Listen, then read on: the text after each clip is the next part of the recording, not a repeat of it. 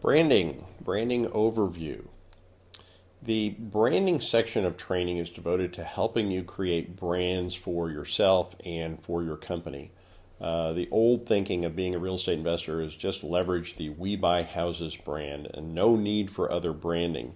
And I have to tell you, the new thinking is that branding is important, and it's a way to leverage your time and your credibility, and it shows that you're real and you're a real business.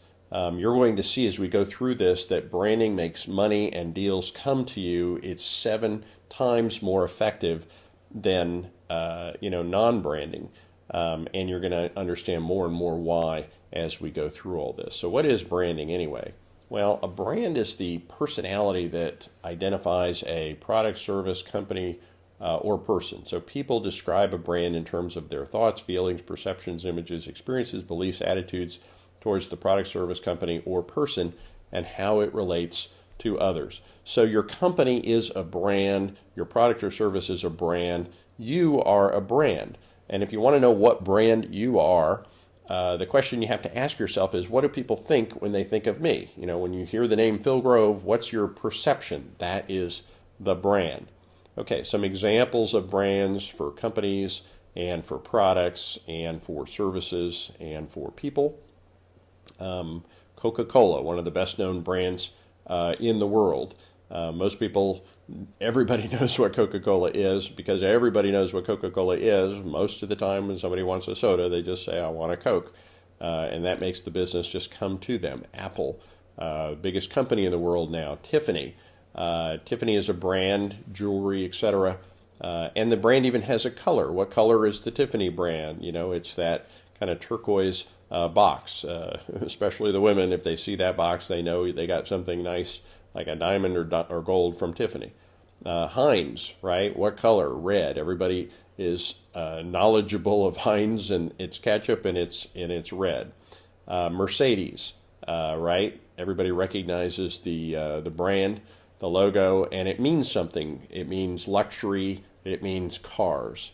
Wells Fargo, they use a stagecoach as part of their brand. From the old Pony Express days, probably, and it's supposed to signify, reliability, always on time, safe and reliable. That's what that brand was supposed to mean.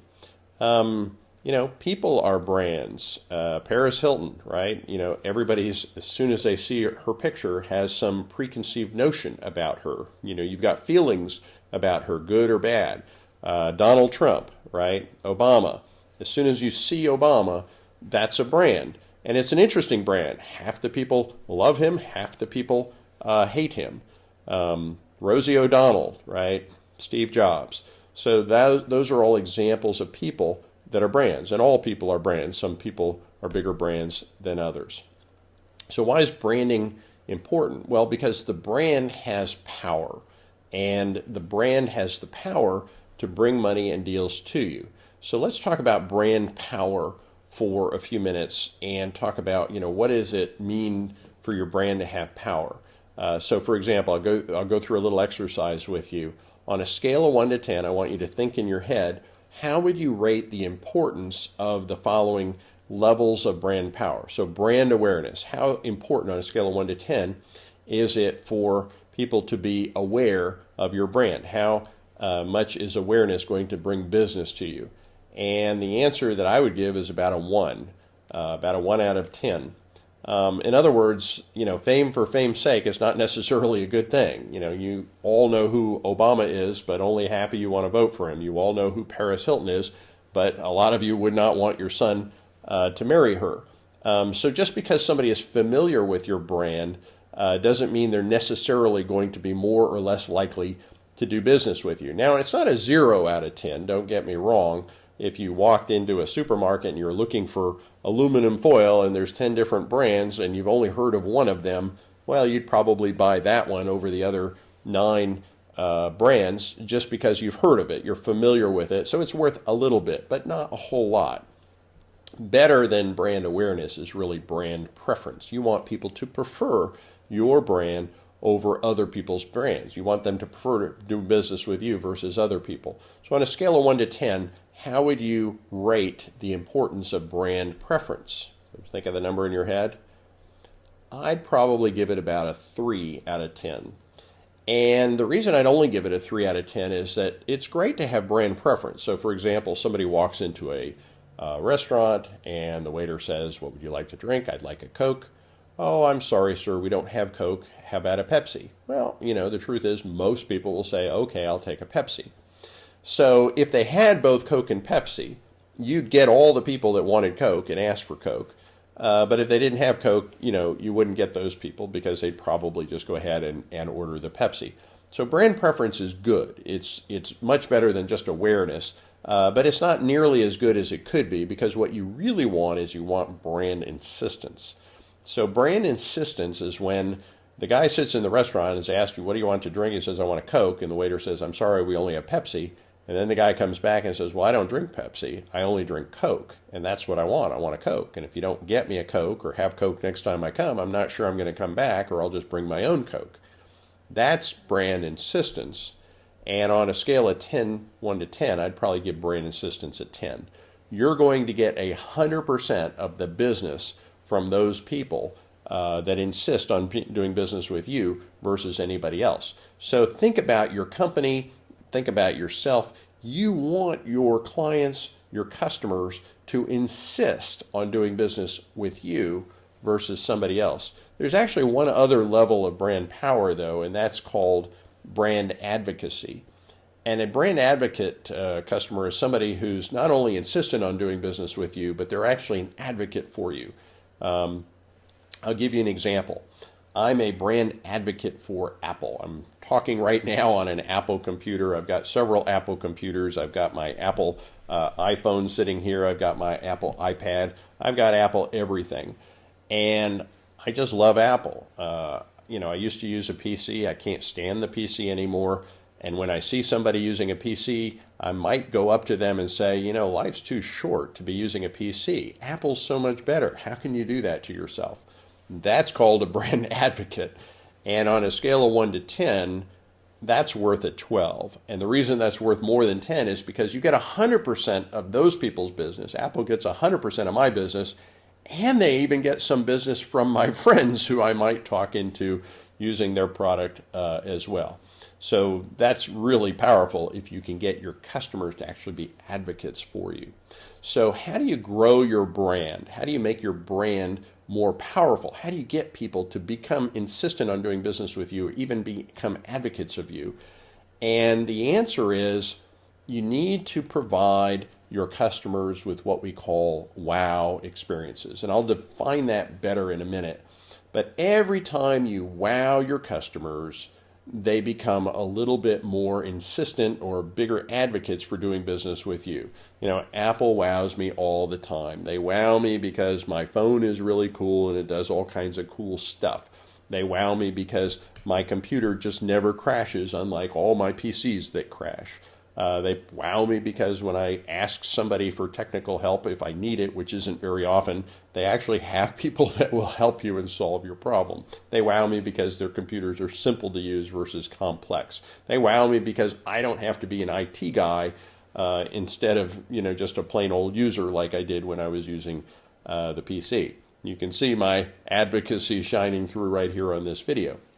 And every time I got one of those wows, it made me a bigger and bigger advocate. Now, how do you shrink your brand power? Well, you give your customers unwows. And unfortunately, unwows will rapidly diminish the value of your brand. So what's a wow and an unwow? A wow is really anything that's better than your competition. Send your clients a Christmas card. It's not a big deal, but if your competition doesn't and you do, guess what? You just provided a wow. Wow starts at 5 p.m. for a lot of businesses. If you're a dry cleaner, you might want to stay open till 7 or 8. Now, it may be that most customers pick up their dry cleaning by 5 or 6, and you stay up until 7 or 8. And some companies are going to look and say, well, if we stay open 24 hours or if we stay open until 8 or 9, how many extra hours is that going to be? How much is that going to cost? How much money are we going to bring in during that time? And that's how they'll make their decision as to whether they'll stay open later or not. Other companies will say, if I stay up until 9, I'm providing my customers with a wow. Because now my customer doesn't have to think on their way home from work, I'd better speed up or I'd better leave work early. They just know that their laundry's always there and they don't have to hurry.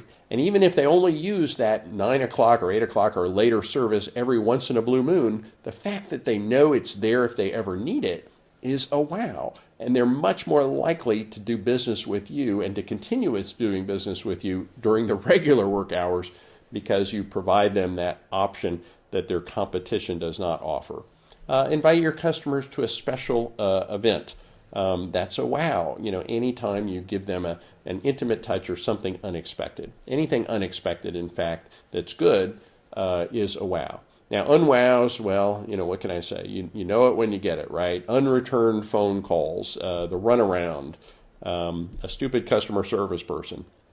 It's funny, an airline can spend $1 billion marketing and trying to build up its brand, and then one phone call with some $8 an hour customer service person who gives you the runaround and then, totally screws you over on a deal with an airline. That's an unwow. That's enough to get somebody to say, I will never do business with that company ever, ever, ever again. So that's an unwow, and so on. Okay, so why is branding so important? You are a brand. Your business is a brand. Your brand is constantly being built with or without your attention. So you might want to think about your brand. As a person, for example, if you're a person that's always late to meetings, guess what? That's your brand. You are the late guy, right? You can probably think of all the people you know, and there's some word or thought that comes to mind when each time you think of that different person. Well, guess what?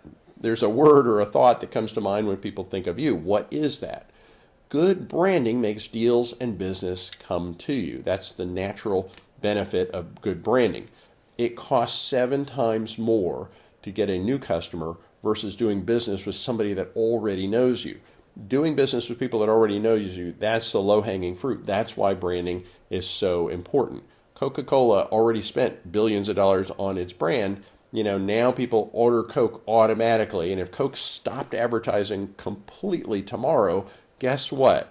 For the next 20 years, people would still be buying it just because they know the brand. Bad branding makes deals and monies avoid you. If you have a bad brand, people will not do business with you. Even if your business or service is good, if the brand is bad, if you have a bad reputation, even though you're good, you're not going to get the business. Okay, importance of branding. The purpose of your marketing department is to eliminate the sales department. That's really the best way to describe marketing. If your marketing is good, the sale is easy. By the time somebody calls you from good marketing, they're practically ready to place the order. They're ready to do business with you. So a sales guy who works for a company that's got great marketing, man, that's simple. The sales guys for Apple really don't have to do anything. People just walk into the store and they're already ready to buy stuff. So as powerful as good marketing is, good branding is even more powerful because the purpose of your branding department is actually to eliminate the marketing department. Good branding makes deals and monies just come to you. You need to position yourself well to have a good brand. Okay, so let's talk about the simple stuff with regards to you as a person and then regards to your business. As a person, something you always need to remember, and you probably heard it from your mom, right? You only get one chance to make a first impression. Look the part, act the part, become the part. Putting on a little sport coat or something, or just dressing a little better than, jeans and a t-shirt is going to give you a more professional look, and it's going to help brand you in a more professional way. You get one chance to make that first impression. Now you're continuously making first impressions, so you might as well look the part, act the part, and be the part. Wow your customers to create brand preference, brand insistence, and brand advocacy. Always give your customers a little more than they expect. Okay, branding your company. Okay, it all starts with a name. Every brand starts with a name. What are you going to name your company? Or maybe multiple names, and I'll explain that. The truth is, as a real estate investor, you're actually going to need different brands for your different audiences. And this is really true in any business, although not all businesses have multiple audiences. But real estate investors definitely do. In other words, we are doing marketing and we are branding ourselves to sellers, generally motivated sellers. We also may or may not be going after buyers, and because real estate investing is a horse trading business, we're constantly doing deals with other investors. Some people have money, some people are looking for money, some people have deals, some people are looking for deals. It's a horse trading business, so you have to network and market yourself to other investors as well. And you need a brand or a company to do that. If you're also a realtor, you may need a realtor brand. If you're also a mortgage broker, you may need a mortgage broker. If you have other products or services, you may need other brands for those other products or services as well. But at minimum, as a real estate investor, you need at least 3 different brands. Okay, so here's how I recommend you do it. You have 3 different brands, 3 different company names, 3 different websites, 3 different marketing campaigns, 3 different brands. You need your professional or investor brand, your seller brand, and your buyer brand. It's going to be more obvious in a few minutes why this is so necessary. You want to tie your brands together with social media, etc. This is what you don't want to do. This is kind of a funny sign I saw. There's a company out there called Homevestors, and they have the logo, the brand, We Buy Ugly Houses, which is a good brand. We Buy Ugly Houses is a great brand to market to sellers, right? But what was really funny is I saw this sign. It said, "For sale, from the We Buy Ugly Houses company." Now, what's wrong with that? When they're selling the house, so when they're buying the house, it's an ugly house that they fix up. When they're selling the house, they're selling it to civilians who want to buy pretty houses. So who wants to buy a pretty house from the We Buy Ugly Houses company? It really doesn't make any sense at all. So they need to, when they're marketing to the buyers, they need to market with a different brand. Maybe their brand is We Sell Pretty Houses, or We Sell the Best Houses, or the Cheapest Houses, or the Nicest Houses, or whatever. When they're buying houses, it's okay to say, We Buy Ugly Houses, and that's their seller brand that they use to buy houses. And of course, if they're basically investing with other investors or networking with other investors or wholesaling or doing deals with other investors, they might want to have yet another brand for their investor brand. Okay, so branded marketing is 700% more effective than non-branded marketing. Okay, so why all these different brands? Well, specific audiences have specific needs. For example, you're doing a Google search and you want to sell a home, and you say, sell my home in Des Moines, and these 2 names come up, Texas Property Ventures LLC or Texas Home Buyers LLC. Well, which one are you going to do business with? Well, I know for sure Texas Home Buyers LLC is a good company to do business with if I'm trying to sell my house. Texas Property Ventures LLC, I don't know if that's property management, investors, loans. I really don't know what that is. So when they Google, they're going to go to the brand that fits their need the most. Okay, brands take on identities. I've actually seen situations where some of the big multinationals have these websites where it's very difficult to find what you're looking for on their website. So, for example, did you know that Sony has a chemical company? Well, who would have ever thought of Sony for chemicals? And if you were looking for chemicals, they certainly wouldn't be the first place you go. And if you even went to the Sony website, it'd be hard to find the chemical business. Motorola makes barcode readers. Microsoft makes a search engine. Yeah, you may have heard of that. Your brand is going to have an identity, and at best, there can be maybe 2 or 3 things they remember. Mercedes means car, means luxury, maybe it means one other thing. You can't have a brand that means they buy houses, they sell houses, they loan money, they partner, they wholesale. You can't have many, many different meanings with your brand, and that's really the bottom line. And also, you have to remember, especially when people are searching online, people are looking for specific niche solutions to their problems. If they go to a website and it's filled with, we buy houses, we sell houses, we invest, we loan money, we partner, we wholesale, they're going to see all this stuff and they may not see what they're looking for, and they may have to click on something to find what they're looking for. And then the next website just says, we buy houses, click here. Well, guess which site they're going to go to? They're going to see the big complicated site with all the different messaging on it, and they're going to bounce back, and then they're going to go to the next site that just says we buy houses, and that's where they're going to enter their lead. So the more your messaging looks like it's made exactly for them, if you send them a piece of marketing material that says, all I do is buy houses, and you've got a house to sell, and that's what I do, that's going to be much more likely to be responded to than sending messaging that says we buy, we sell, we wholesale, we loan, we do this, we do that, we do whatever. I don't know if they do what I need or not. Okay. So the key to success is to focus yourself, focus your company, focus your brands, which means niche them into the things you're going after. Okay. Now, let's talk about your specific brands as a real estate investor. We'll start with your what we call motivated seller brand, right? So this is the brand you're going to build to go after motivated sellers. And what does that mean? These are people that need to sell their home and probably don't have a situation that is going to be solved by a traditional real estate. So your audience is motivated sellers and perhaps realtors, mortgage brokers, attorneys that are working with clients that need to sell their house in non-traditional, usually very fast ways using unique solutions. And then to some degree, all sellers can be attracted to your motivated seller brand.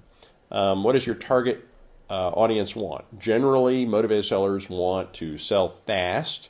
They want to not have to bring any money to the table because they probably don't have any. They'd prefer to not have their credit harmed.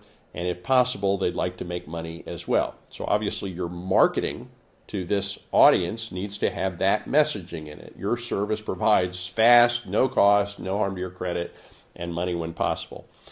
So your messages are things like we buy houses. Now, we buy houses is a very generic brand, but I will say that it's a public domain brand. It's recognized as meaning real estate investors that buy quickly. So it's okay for you to use that messaging in your marketing. In fact, it's a highly recognized messaging, and when I advertise something that says we buy houses, what's really funny is people commonly see my ad or postcard or whatever it is, and they call me and they say, "Oh, are you the We Buy Houses company?" And I say, as a matter of fact, I am. Which is great because, whatever branding and marketing the 10,000 million investors before me did to brand that term, we buy houses, now I get credit for being that company and the people, the company people have heard of all their lives. Other messages, fast, cash, as is. When somebody is a motivated seller, they need to sell fast. Cash basically means the same thing as fast. Most motivated sellers don't recognize the difference between fast and cash. They have a perception that the only way to buy fast is if you're buying with cash. So you always have to advertise yourself as a cash buyer. Even if you have no intent to buy the house with cash, if they accept a cash offer from you, you're going to do what? You're going to wholesale or assign that contract to another investor for a fee. So you always advertise cash. If you don't advertise cash, then guess what? Your response rate is going to go way down. You always want to make it clear that your solution is as is. Any condition is okay, any problem is okay, because most of these homes are going to have problems and are going to have with their condition, and the sellers may have unique problems as well. You also may or may not want to include in your messaging that you're an investor. If you advertise or make it clear in your marketing that you're an investor, the perception from the seller is going to be that, hey, this guy is not going to offer me full price for my house. So there's going to be a lower response rate. But that being said, the people that do respond are going to be more likely to do business with you. If you don't tell them you're an investor, you'll get a higher response rate. But a lot of the people that are calling you are not going to end up doing business with you. So depending on how you're automated your sales process is, will answer that question of whether or not you want to identify yourself as an investor. In other words, if you're taking all the phone calls yourself, you may not want 1 million phone calls from people looking for a full price offer. If on the other hand you have an automated sales process, then you may be okay, having the machine take care of all those extra leads. You always want your messaging to include a unique selling proposition. Why should somebody do business with you? That's part of your messaging, and we talk about this in the creating your message as well, that you're going to use in branding yourself to motivated sellers. So, for example, unique selling proposition for in an assignment deal or a wrap deal, an AMPS deal. Sell your home in under 30 days and no cost to you and no harm to your credit, even if you have little, no, or negative equity. That's an unbelievably powerful message, because that one sentence is exactly what every seller wants that has little, no, or negative equity. They want to sell fast, they don't want to have to bring money to the table, and they don't want their credit harmed, and they know that that's probably impossible because they have little, no, or negative equity, and you just told them that you have a solution. So that's a very powerful message. Distressed homeowner marketing. We buy houses fast and for cash. We take any condition, we solve any problem. Clean, simple, gives distressed sellers exactly what they're looking for. Another message can be, we do all the things that realtors do not do. We're the un-realtor. Brand equity value. Unfortunately, when it comes to your motivated seller brand, the value of the brand itself is relatively low. What do I mean by that? Well, the purpose of a brand is to have people come back again and again and again to you. And unfortunately, when you're marketing to motivated sellers, it's unlikely you're ever going to do a deal with somebody twice. Most of the time you're trying to solve a once-in-a-lifetime problem for somebody, and they're only going to have that problem once in a lifetime. They're not going to wake up 3 months later and be yet another distressed seller for another house. So most of these deals that you're doing with motivated sellers are one-time deals. The exception could be that somebody has multiple properties to sell, and they'll sell them to you over time. Or another exception could be sometimes they will give you referrals. Motivated sellers live in motivated seller neighborhoods or areas and may have friends that are motivated sellers. And if they have a good experience with you, they might refer their friends to you. But in general, the value of your seller brand is not all that high. Although you should always ask for testimonials to create social proof for other people you're marketing to. Okay, let's talk a little bit more about your seller brand. You don't want your sellers to land on your buyer branded website or your invested branded website. We talked about this a little bit before. You don't want your buyers or potential investor partners to also land on your seller branded site. You don't want to give a seller business card to another investor. It just doesn't make sense because the messaging and the marketing and what's on the site is going to be totally different, or at least it should be totally different. You want to target your messaging and your marketing to the specific audiences, and you want to have different brands, different websites, different marketing campaigns and collateral for these different applications. More about the seller brand, some of the characteristics of an outstanding seller brand. You do want to be known as being trustworthy. You do want to be known as having an ability to perform. If you've done deals before, stress your results, stress your experience, stress that you really can solve this problem. You are a solutions finder. You have a lot of ways to solve a lot of different problems. You make it easy and you make it fast. All motivated sellers want speed, so you need to demonstrate speed and create a brand or a perception that you are a fast operator. And finally, the ability to overcome issues that most buyers could not. Most of the time, when you're dealing with motivated sellers, there are issues. There are title issues or divorces or liens or conditions with the house or fighting parties that inherited the house or whatever. And most civilian buyers working with a realtor couldn't solve those problems, but you can. And you want to demonstrate your ability to do that and brand yourself as someone who can do that. You want to brand yourself as being trustworthy. You have to make sure that the seller knows that they can trust you and have confidence in you. Trust is built up on your website through testimonials, about us, pictures of yourself and your family. And of course, your follow-up and follow-through. If you do what you say and say what you do, it will build trust when you're working with a seller. You want to brand your ability to perform. Your brand needs to be based on results and performance. You can demonstrate this by listing other sellers that you've helped or bragging about your buyers list, all the other people that you work with that also buy properties as well. You need to brand yourself as being a solution finder. Every seller situation is going to be different. Now, even if you're an experienced investor and you've seen it all, the sellers are always going to think, they're going to perceive that their situation is unique. This is a first for them, and they're going to think that, the problem they have with oh, I don't have money and I got to fix up the house and I can't sell it as is and I'm getting a divorce and what, they're always going to think that this is like a unique situation, even when it's not. You have to show respect and also, though, show empathy, but make them aware that you have the experience to deal with the situation that needs to be solved. So in other words, you need to brand yourself as a solutions finder and give them options and lay out a clear and concise path to demonstrate that you're going to be able to get through all the different situations. And then finally, you need to brand yourself as somebody who's easy to work with and fast. Your seller brand, you're going to need to highlight your ability to close the sellers on the seller's time schedule. Usually sellers are dealing with a pending foreclosure or a pending divorce, or they just need to move soon or whatever they have to do. They don't have a lot of time. And, that's why you do the messaging fast. That's why you do the messaging cash. You've constantly reinforce the fact that you're easy to work with and can close the deal very, very quickly. So most of the time this means, just a fast close. Some cases may mean coming up with more creative solutions like a leaseback. In other words, the ability to let somebody stay in a house for a while a certain problem is solved. We generally don't like to do that, but that's an example of a creative solution to solve a problem. Okay.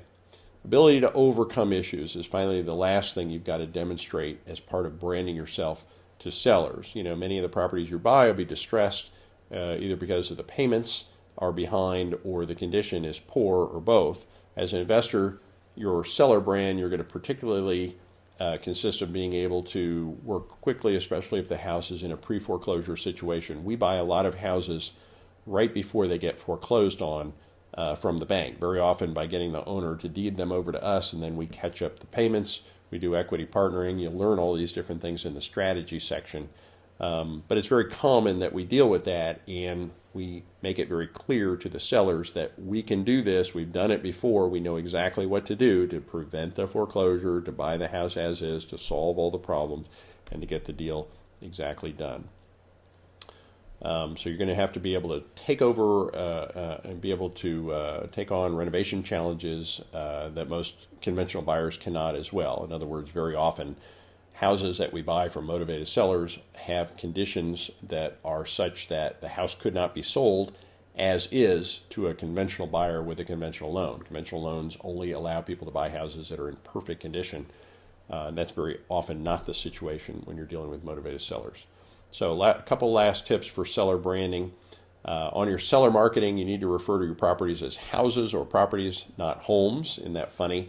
When you're dealing with sellers, they're houses or properties and not homes. Buyers, it's the other way around. You may also want to show images of stressed out people or images of people handing over their keys in exchange for cash and not good-looking houses on any of the marketing materials that you use that are part of building your seller brand. Okay. Now let's talk about your investor brand. What is your investor brand? Your investor brand is the brand and the marketing that you use to reach out to other investors. So your audience is other investors, people on your power team, the realtors and mortgage brokers and bankers and contractors and other people that work with you to help you grow your business, potential lenders, potential partners. Those are the people that your investor brand is connecting to. What does your audience want? Well, when it comes to potential lenders or partners, if somebody's thinking about lending you money, and we have a whole presentation on this in the finance section, but generally what people want, first and foremost, is safety first. They always want to make sure that if they're investing with you, they're going to have their principal, their investment protected. They always want to make sure that they're not risking the money they loan you for the deal. Now, number two, they want to get their money back, but they also want to get it back with interest, with as high a return as possible. Number three, they want to get it back as quickly as possible, because if I loan somebody money and I get it back with 15% interest and I get it back in 3 months, I can do that four times during a year, and I can get $60,000 return on my $100,000. If, on the other hand, it takes a year to do the project and I get 15% return, now my $100,000 only makes me $15,000. And then finally, what people that are interested in investing in you are looking for is they're looking for the opportunity to do it again and again and again. Because the worst thing that can happen if you loan somebody money is they pay you back. Now the money just sits in your bank account earning less than 1% interest until you find another place to invest it again. Your power team, these are the realtors, brokers, other investors, they want reciprocity. Scratch my back, you scratch my back, I'll scratch your back. You got to make sure that you're helping them with their business. You're helping them become successful if you want them to help you become successful. And when it comes to just other investors are looking for, partnering with you. Sometimes they have deals and they're looking for buyers for their deals. Sometimes they have money and they're looking for deals from you. They want reciprocity. And they may even want education or experience or best practices or even mentors from you. The messaging, here's some of the messaging you use as part of your investor brand marketing. We buy distressed homes at market prices and resell them for profit. Okay, well, I get it. If I have money to invest, or if I'm looking for deals to buy, then that's the message I want to hear, right? We utilize non-traditional real estate techniques to flip or wholesale properties for profit. We offer safe, high-return, short-term real estate investment opportunities. That sounds pretty interesting if I'm thinking of loaning money or partnering on a deal. We buy and hold rental properties that optimized for return on investment. Well, okay, if I'm looking for a long-term investment, that might be appealing. Although very few investors are looking to put their money into long-term investments, something you need to understand. Your marketing also needs to include a unique selling proposition. All marketing needs to include a unique selling proposition, and the unique selling proposition is why would somebody do business with you versus, everybody else. Examples of a unique selling proposition could be, extensive marketing allows us to access the very best opportunities first. Okay, well, these guys have a great big marketing machine. They get all the best deals first. Yeah, I'd like to work with them. Most of our techniques for finding and acquiring properties are not known or utilized by realtors. Okay, well, they're doing something unique that's non-traditional from traditional real estate. The brand equity value of your investor brand is high. This brand is probably the most important brand that you have for growing your business and making the deals and money come to you.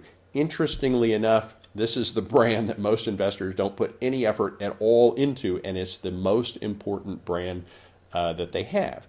Because unlike motivated sellers, where you're not likely to ever have repeat business with them, if you have good relationships and a good business experience with an investor, guess what? That investor is going to want to come back and back and back. The power team member, the wholesaler, the lender, the whatever, they're looking for repeat business. So it's all about branding yourself to those audiences. Strong brands are going to make the money and the deals just naturally come to you. I sometimes tell a story about when I got started in real estate. I have to tell you, I did not brand myself as an investor. I just did a massive amount of marketing. I did a massive amount of deals. And every single deal I did, I had to go out and work for and find and convert, and it was a lot of work. And then one day I started branding myself as an investor. I started to make videos, YouTube videos and things like that of deals that I had done, posting them online. I created an investor website, I created an investor business card, and I started marketing myself as an investor to other investors. And all of a sudden, deals and money just started coming to me just automatically, and people wanted to do deals over and over again. By far, that's the easiest marketing in the world to do, and I attribute most of the deals that I have done to that branding effort. Once I started branding myself as an investor looking for other investors to do deals with, that's when the deals and money just started coming to me automatically, and my business jumped up to a next level, and the amount of work that I had to do per deal jumped down dramatically. And always ask for testimonials. If you have a good experience with somebody, ask them for a testimonial. Social proof is the best way to brand yourself with new people as being what you say and saying and doing what you say. Investor brand examples. These are just some examples of investor brands. Iron Shore Properties LLC. Iron is a word that implies strength. Terra Capital Management. Terra means earth. Capital management. We're managing money for properties on the earth, I guess. Endure is a strong word. Commercial capital. Mint real estate investments, American Capital Advisors, Olive Grove Partners, Texas Property Ventures, Wong International Investments. Just examples of investor brands. And you can see all of these have some things in common. They talk about properties, they talk about money, they talk about capital, they talk about partnerships. They're basically all about partnering with money and partnering around properties in a strong and secure way. Alrighty, Stone Lake, there's another strong word, capital partners. All right, investor brand. You don't want your investors to land on your seller branded site or your buyer landed site, right? I mean, that's not the website you want to reach your other investors with. You don't want your sellers or buyers to go to your investor branded site. On your investor branded site, you might be talking about all the deals you've done and all the money you made. That's not the messaging that you want to share with the sellers. You don't want to tell the sellers how much money you've made on other sellers. So it wouldn't make sense for your sellers to go to your investor website. So you have to be sensitive about that. If you want the very most powerful websites and marketing materials, they have to be different for the different audiences that you're going after. A little bit more on investor brand, some of the characteristics of an outstanding investor brand. People that are looking to do business with you would like to know that you have deals, right? Availability of properties or opportunities. A lot of times you're looking for people that might want to invest money or partner with you on deals, so showing that you've done deals, demonstrating of how you treat other people's capital. People that are considering loaning you money want to make sure that you're going to treat their money even more conservatively than you would treat your own. And I got to tell you, very few investors do that. Most investors want to gamble when they want to borrow money from me. I don't want to be in the gambling business. I want to be in the investing business. So I'm always looking, when I'm looking to potentially partner with somebody, for people that are going to treat my money more carefully than they would treat their own. Returns on investment, financing opportunities, things like that. Let's break these down into a little bit more detail. Available properties. As an investor, I frequently get approached by people that say they have deals and properties. Sometimes they don't. They just tell me they do.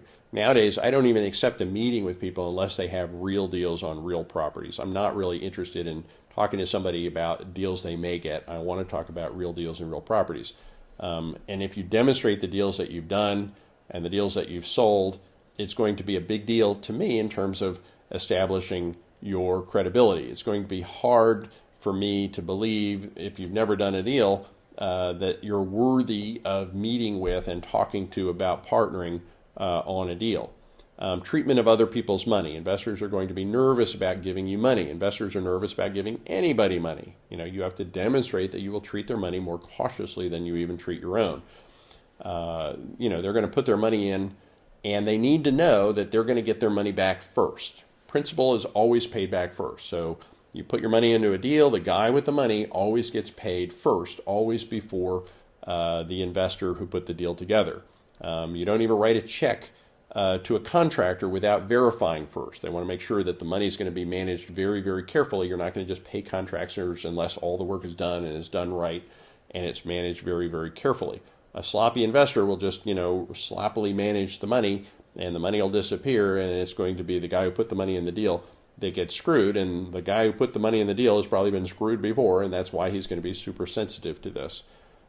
It's also a good idea to always have skin in the game yourself. If you're going to ask somebody to loan you money, it's probably because they have $1 million and you only have $10,000 or $1,000. You have a small amount of money. But I got news for you.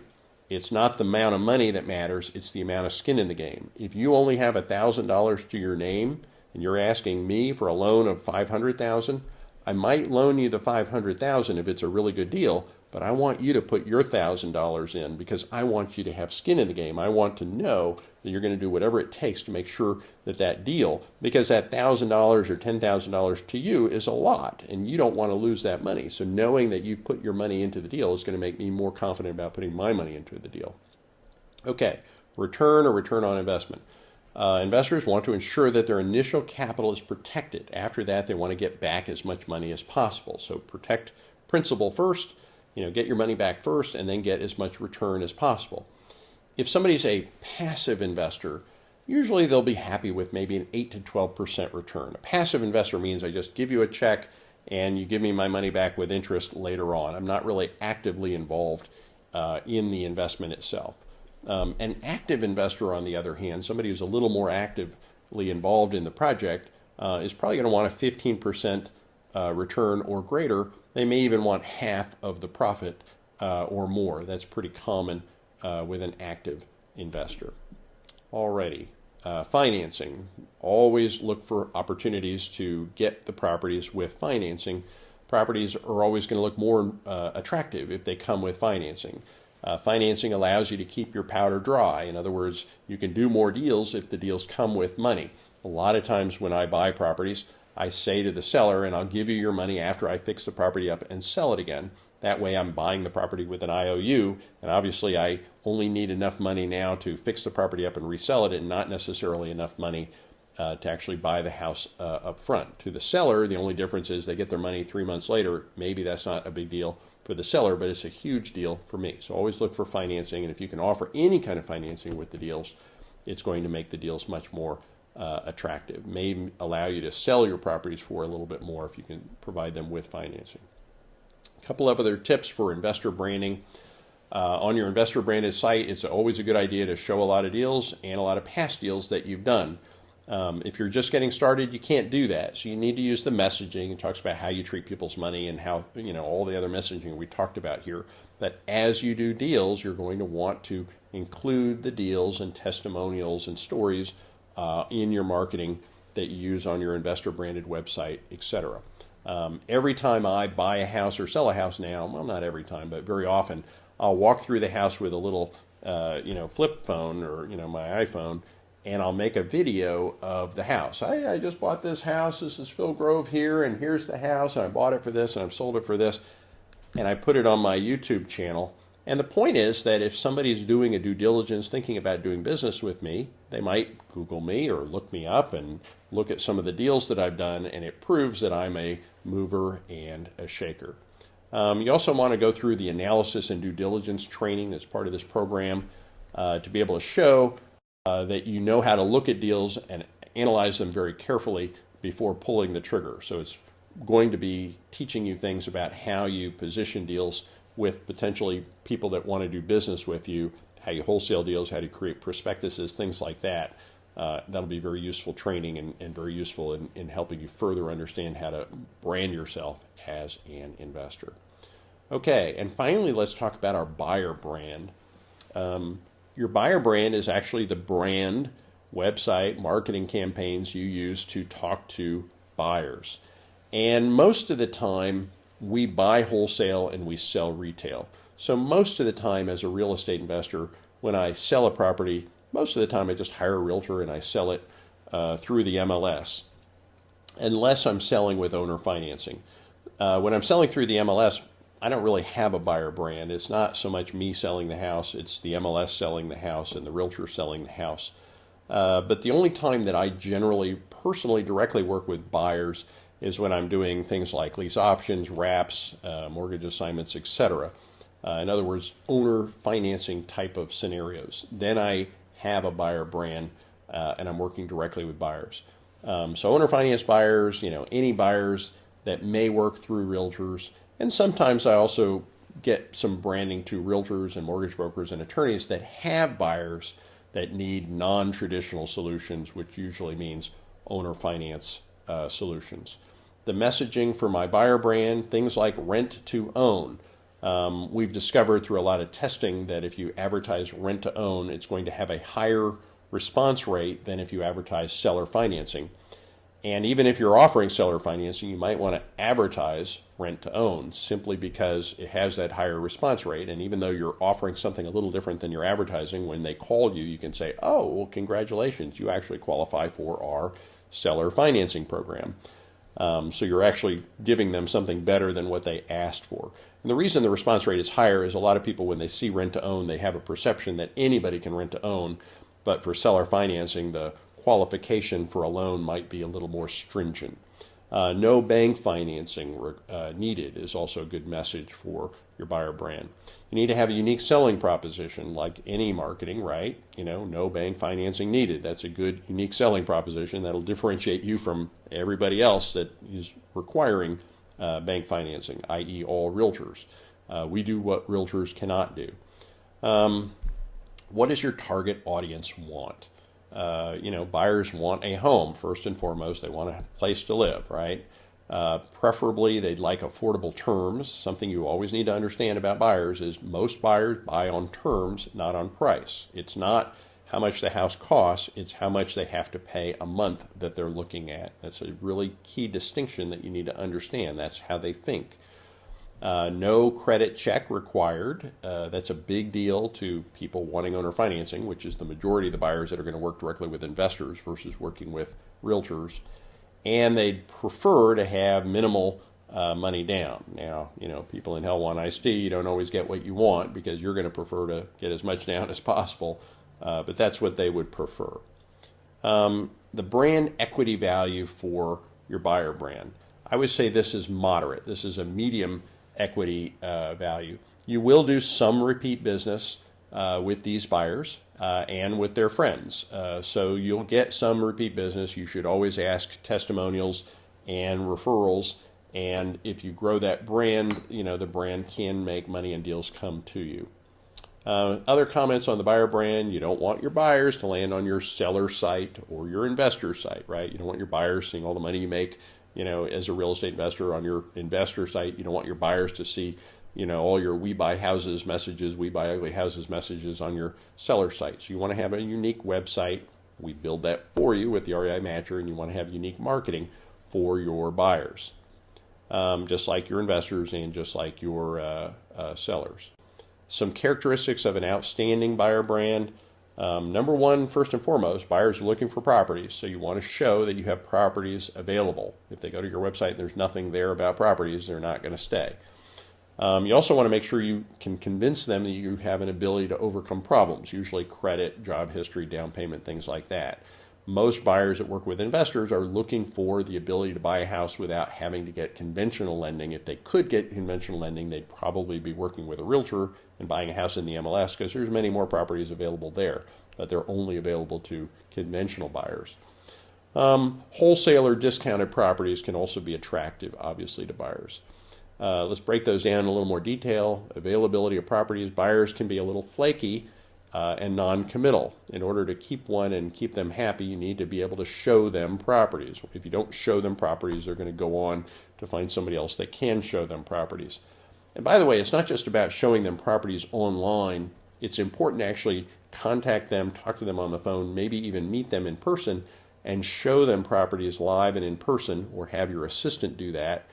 That activity will forge some rapport and a relationship with you so that they don't cheat on you with some other investor. Buyers are really pretty flaky, and they will go to anybody that can help find them a house. So the more rapport you can establish with them, the better. I know that I have investor students that are also realtors. They try to get the buyers to sign a buyer representation agreement. I have investor students that are not realtors that sometimes have the realtor that's on their power team sign a buyer rep agreement with the buyer so that they can show them properties in the MLS and not in the MLS and try to get that buyer tied down, especially if they know that buyer has a lot of money to put down. Ability to overcome problems. Many buyers are afraid they can't get loans because of issues with their credit, employment, down payment, co-signing, whatever. You've got to demonstrate and remind them again and again and again that you can get them a house regardless of their credit history and circumstance. That's what they're looking for. If you can market that messaging, you're going to attract that buyer. So you have to demonstrate that you don't care about the same things that traditional lenders and traditional realtors care about. And all the small stuff is not going to get in the way of being able to find them a home. A lot of times a buyer will go to a realtor, and the realtor will hook them up with a mortgage broker, and the mortgage broker will say, I can't get you financing, and the realtor will say, well, I don't want to work with you. That's not a very good experience. That's an wow. You can provide them a wow by telling them none of that is a problem. And of course, who doesn't get excited about a good deal, right? So if you can create messaging that implies or shows that they can get some good deals, that's also going to attract your buyers. Now, you may or may not offer good deals. This is not the highest priority, but sometimes you'll be able to give them good deals, and that's certainly stuff that you can include in your messaging. So a few last tips about buyer branding. On your buyer marketing, you need to refer to your properties as homes and not houses, right? We sell homes, we buy houses or properties. And you need to show happy people and beautiful houses in your marketing for buyers, as opposed to your marketing to sellers where you're showing unhappy people and ugly houses.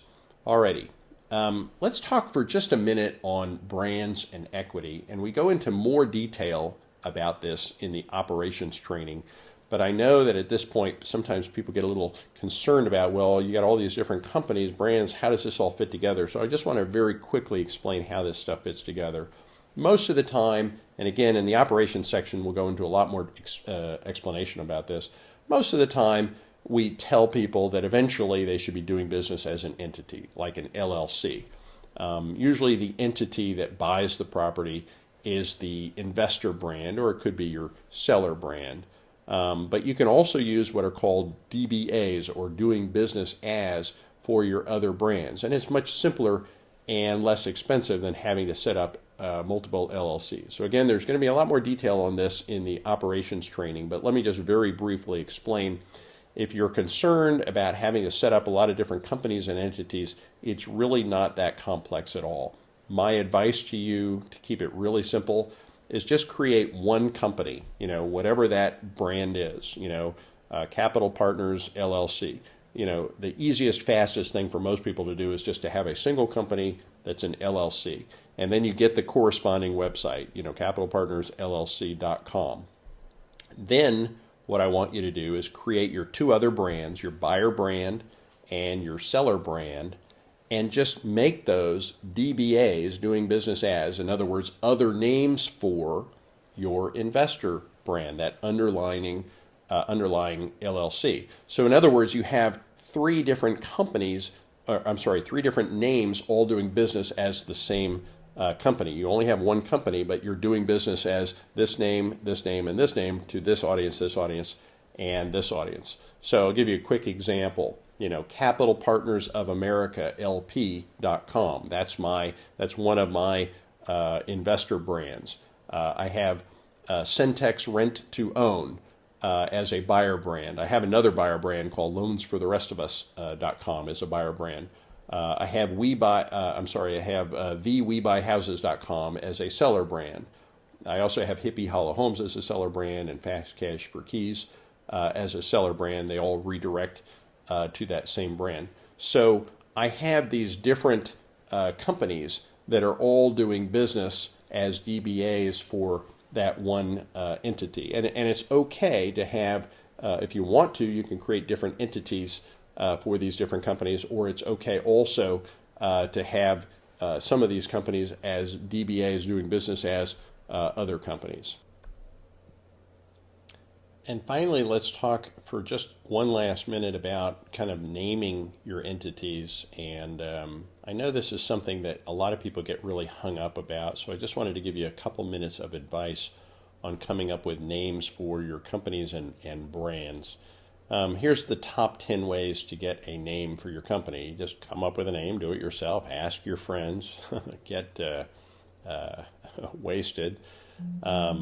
A funny story, sometimes people get more creative when they actually have a few drinks.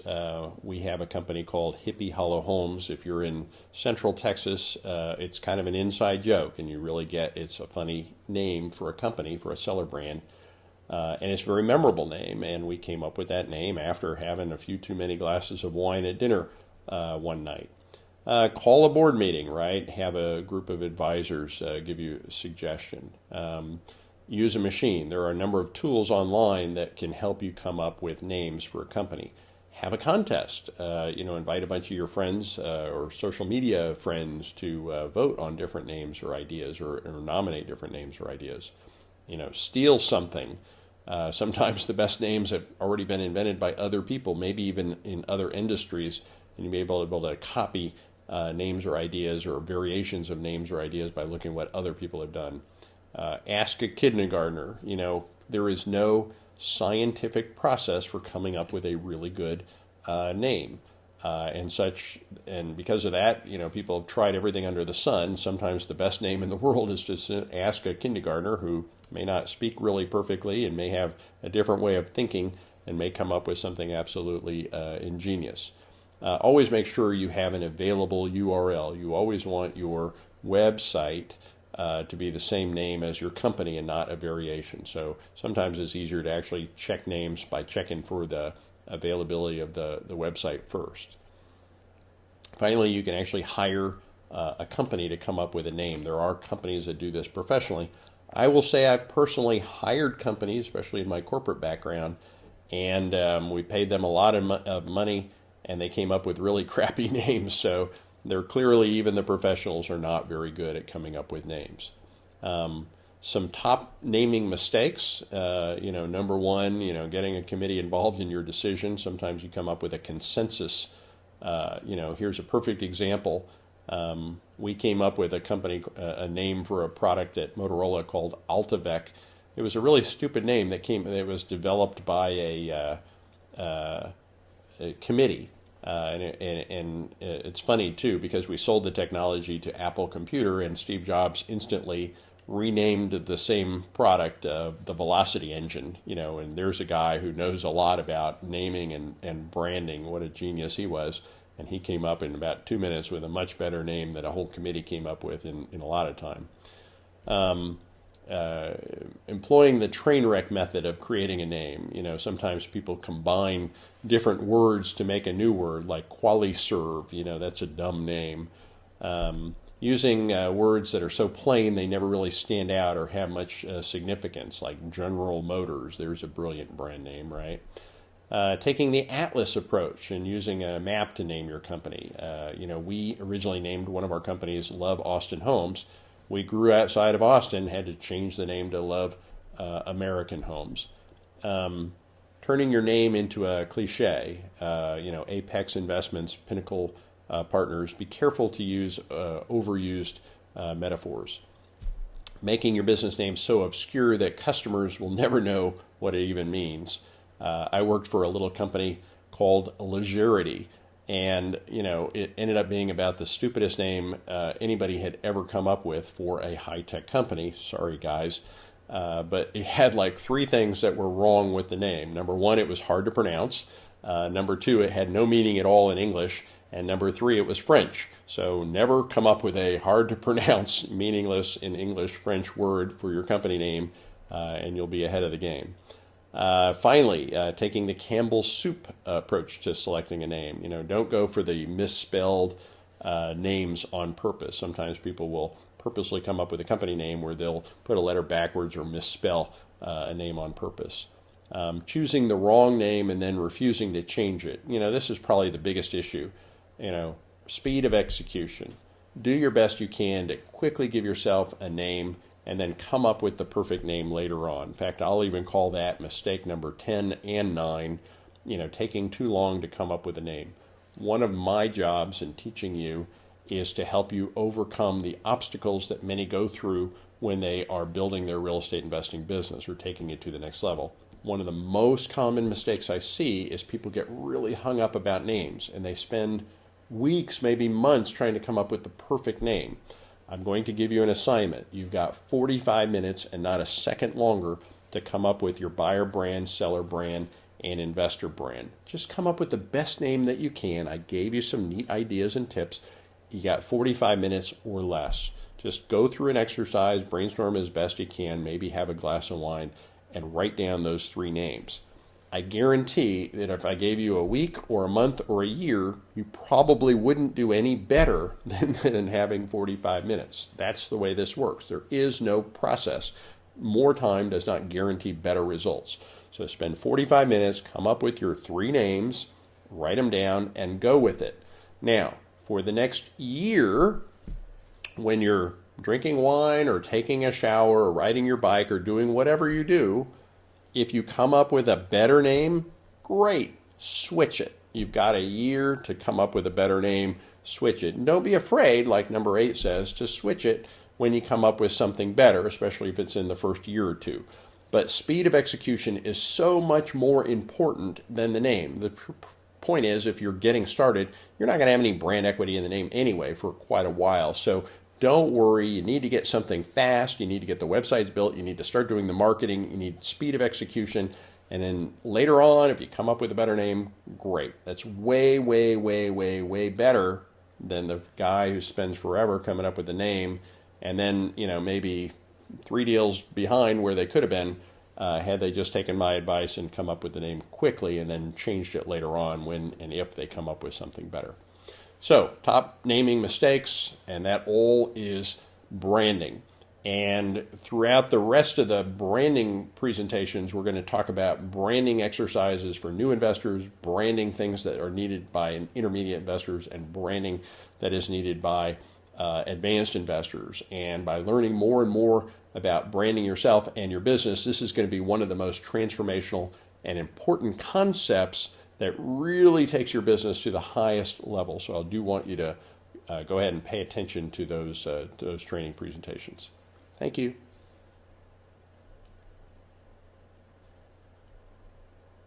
Oh, final tips on names. I missed one last slide, so let me go ahead and see if I can bring that back up.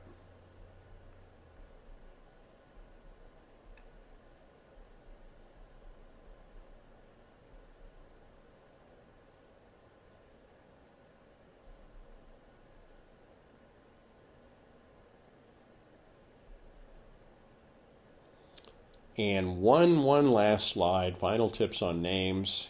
Choose domain names with your business. It's always easier to come up with the domains first. I think I gave you that tip earlier, but sometimes people will come up with a great name and then they'll check and the domain is not available. So look at the domains first. Go to GoDaddy.com or others and see if the name is available or if it's locked it out. I will say that there are some websites that actually, if you search for the name over and over again, they lock it out. They think, oh, there's a hot name, and then they reserve it and try to sell it to you, so be careful of that. And always make your business name the domain name, not a variation. And finally, always use a .com for business. Sometimes you'll see the .net or something else will be available, but not the .com.